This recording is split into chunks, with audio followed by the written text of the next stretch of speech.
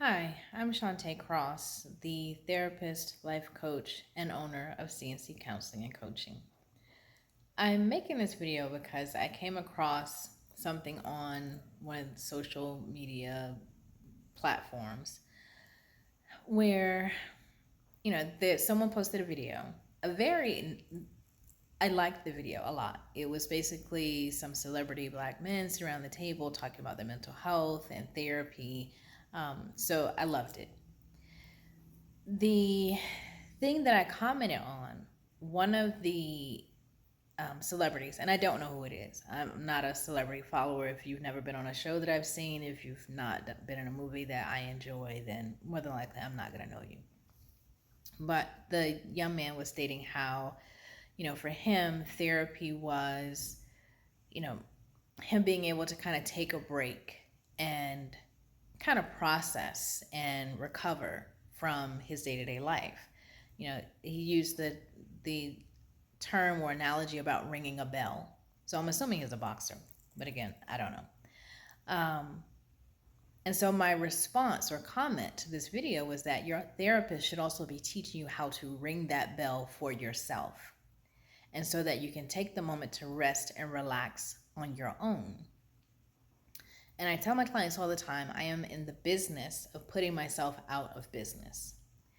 With the state of healthcare today, therapy can get quite expensive over time. Luckily, if you do have good insurance and it covers behavioral health, which I think is a requirement now thanks to, Obamacare, that went into effect when President Obama was in office. So behavioral health should be a part of your health insurance. But depending on that health insurance, you might have a deductible to pay, which could be in the thousands of dollars.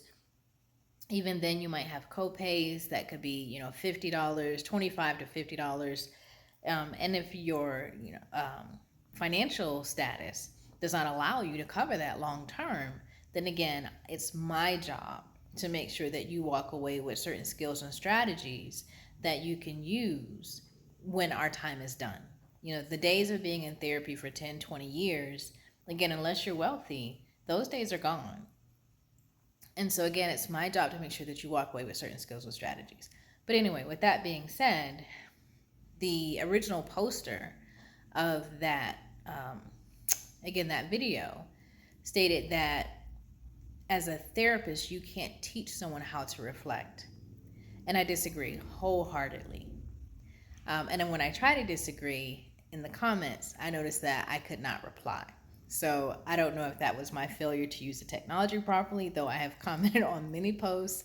So I doubt that it was because I did not know what I was doing. I assume this person prevented me from being able to reply. And look, to each his own. But that's again what sparked me to make this video. You can, as a therapist, teach or help facilitate reflection. There are a lot of people, which is why they're in therapy a lot of times, is because they don't know how to reflect. They don't know how to look back over their thoughts, their feelings, their actions, their previous experiences, and how they are impacting them in the moment. So when I talk about teaching reflection, I provide journal prompts. Because again, for someone who doesn't journal, sitting down, staring at a blank piece of paper, you're already not in touch with your feelings. You're already not in touch with your thoughts. You already have not figured out how your past experiences are negatively impacting you today. You're like, what am I supposed to do with this? What's supposed to happen on this page?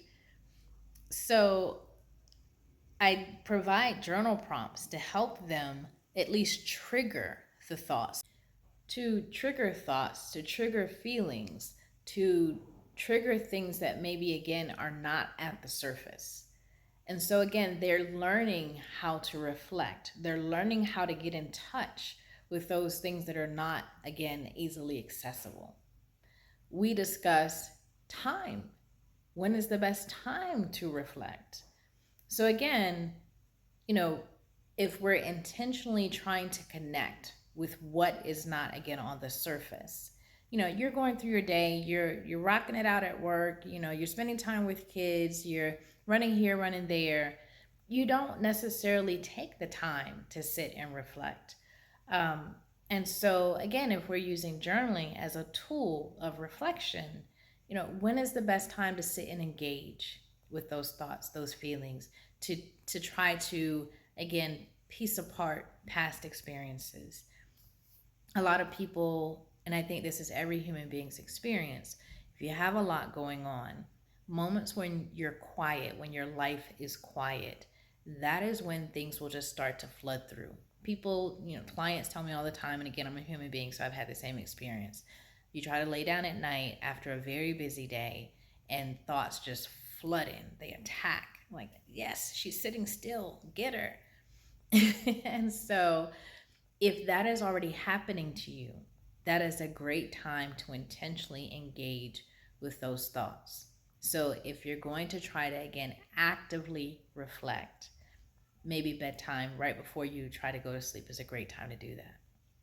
If that's not the best time, then again, you have to figure out when is the best time to do that. But again, that is something that me and my clients discuss. This is not something I let them kind of figure out on their own. Will they eventually figure out what's best for them? Absolutely. And I tell them all the time, what works for me is not going to work for you. That's why, as your therapist, I do not give advice because I don't live your life. So, but we discuss it, we talk about it, we process it, we figure it out, what works best for you to engage in that reflection process. So, if your therapist is not helping you to actively engage with how your reflection process, I'm not going to say that they're a bad therapist, but it's definitely going to take longer.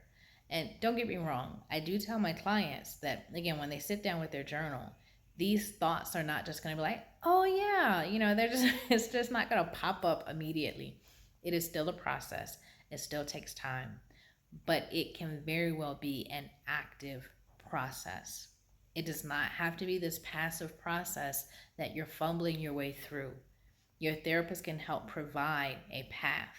They can be your guide to help figure out what works best for you, what reflection can look like for you. But that's just it. That's my 2 cents. That individual kind of, what is it? I got a bee in my bonnet because of this particular person. I don't know if they're a therapist. I do know they, based upon their page, they champion men's mental health. That is also something near and dear to my heart. I have male clients. I have black male clients, white male clients, Asian male clients, Hispanic male clients. Um, and I love working with them. And these are things that we discuss in our sessions. Ways for them to reflect, to get in contact with those emotions, to get in contact with those thoughts, to get in contact with those experiences that they are not, again, consciously in contact with. And that is what reflection is about.